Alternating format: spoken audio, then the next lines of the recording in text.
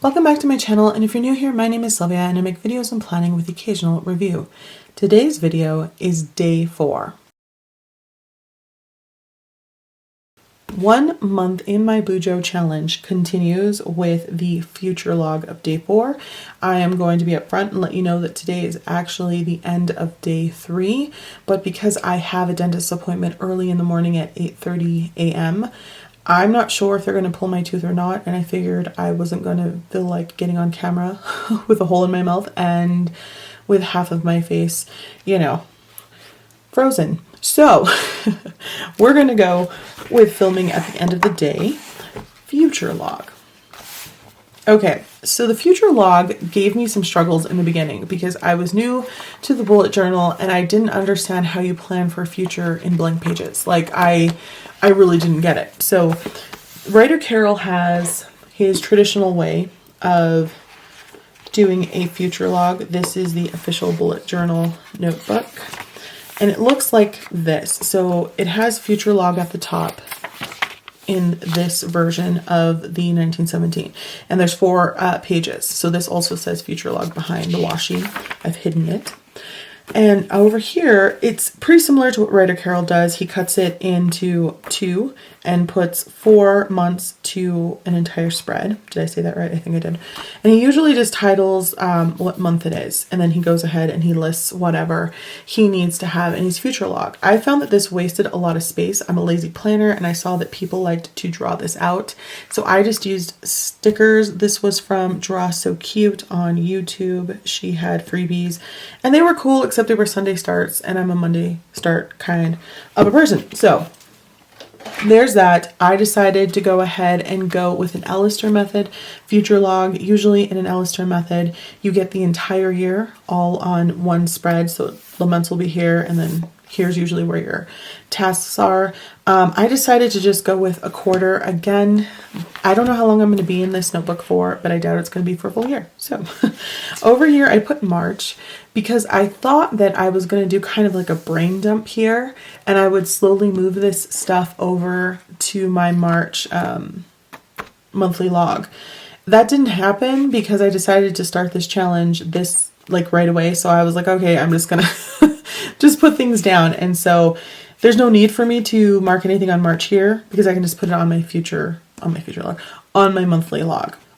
So I know that if I didn't get all of this done, I could just migrate it to the next page, which is here.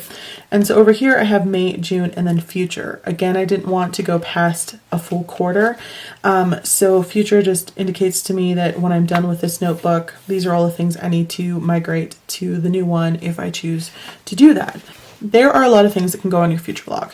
You can put birthdays, you can put holidays, you can put events. Like for me, NaNoWriMo is an event that happens in April. So I have here announce Camp NaNoWriMo project for April. And then I can go ahead and mark that not only in April, but I'm going to mark it here in March so that I'm thinking about it right now. Also, there are other things like InkoWriMo and One Book July, which we do here in the planner community, that you can add onto here so that you always know, oh, these things are coming up.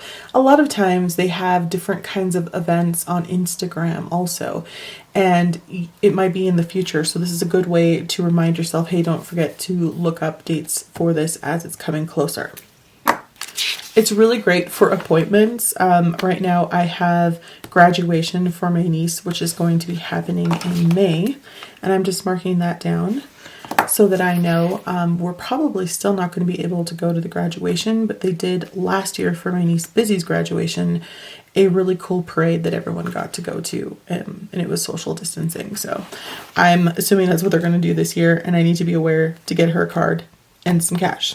You can go ahead and write somebody's birthday, like the day right here, or you can do what I did over here where I know that I want to make a Camp Nano calendar freebie for the writer's table and I want to post it on April 1st. I might actually post it before that, but you can just write the one in here instead of right next to the actual task date or event you're trying to remember.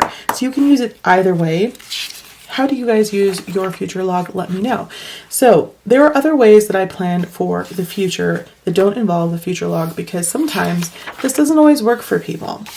One of those ways is just to go ahead and print out a calendar. So here I have a calendar that is, just a box version of the monthly log I already have for March.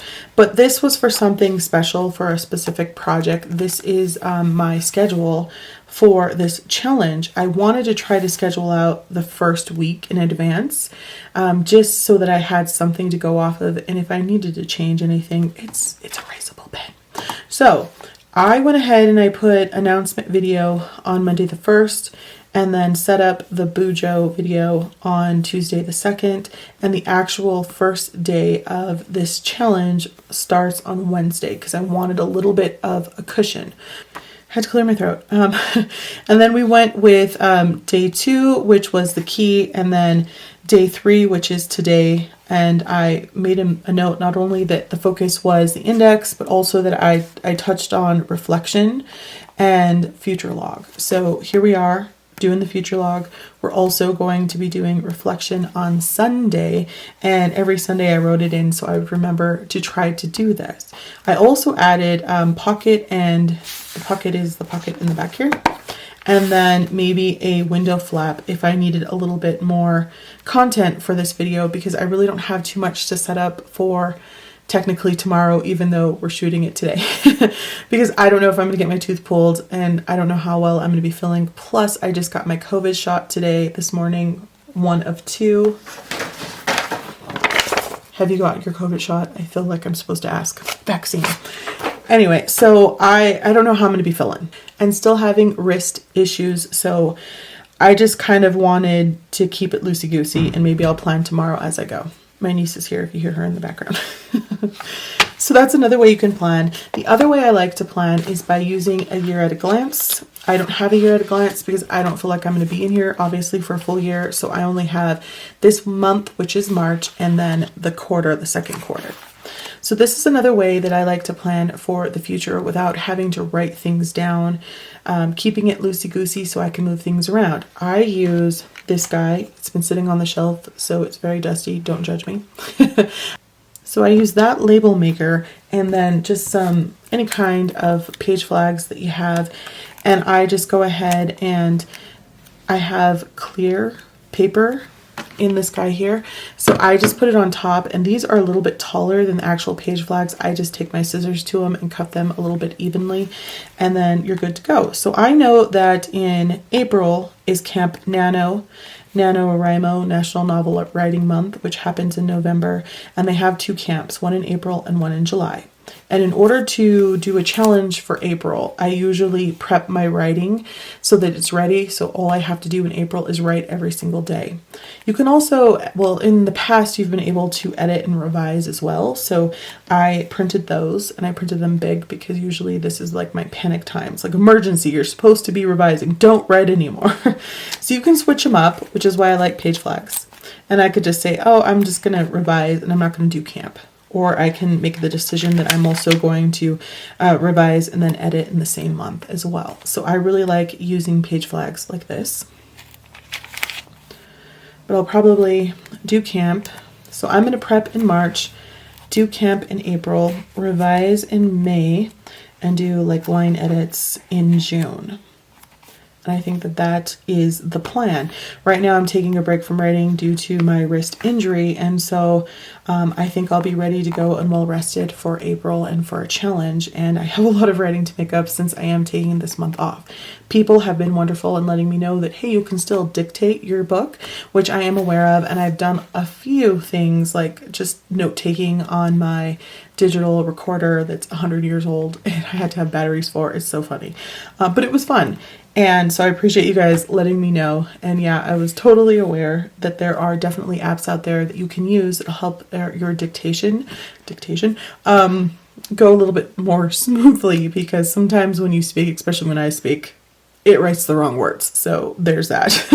So those are the different ways I like to do planning for the future, whether it's the log, printing out a calendar, and you can print these out in advance and keep them, tucked away in the back of your notebook for several months at a time if you wanted to.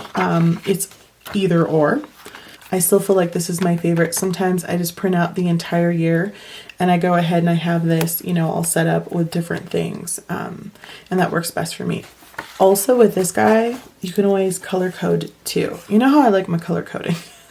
I don't always do it with highlighters, but I do color code in different ways. So there is that. You can color code in different projects if you need to. Okay.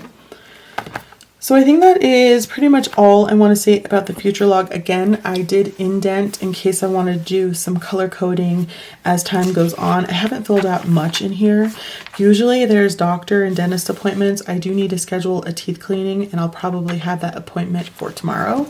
And speaking of that, I need to add in when my second shot is for the COVID vaccine, which is on the 24th, before I forget. So this is at the same time.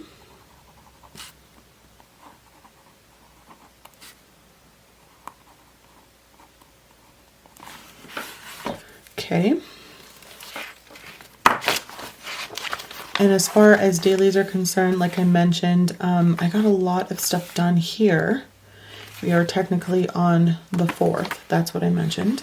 And then over here, I did mark off 2 and then half. I'm going to finish this up after this video. I was realizing that the sun was going down and I was losing light. So I'm golden with all of that. So, I also added here, this was new, that the journaling for this page is on page 11 through page 12 because 10 and 11 are a spread meaning 2 pages like this, and then 12 is on the next page. So I just wanted to make sure that I knew that it went onto 2 pages. So my next daily will start on page 14. Is that correct? I think it is. Yes. Moving on to this spread right here. This is what I was talking about. See how there's just empty spaces here? Enough to put some washi down. Shall we dare? Dare I? Dare I put washi?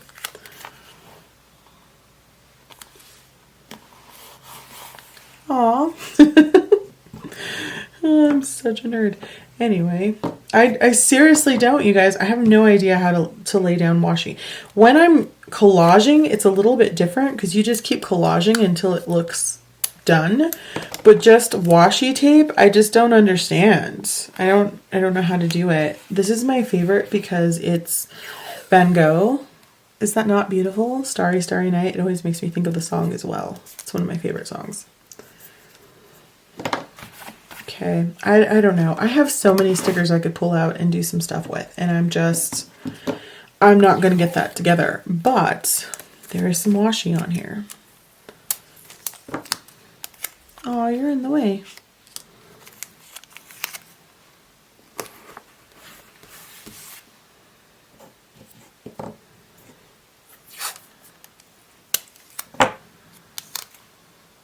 Okay, I don't know. It doesn't look crazy, which I think is a good sign. All right, so that's everything. Don't forget to like, comment, and subscribe. I hope this was helpful. Thanks for watching, and I'll talk to you soon. Bye.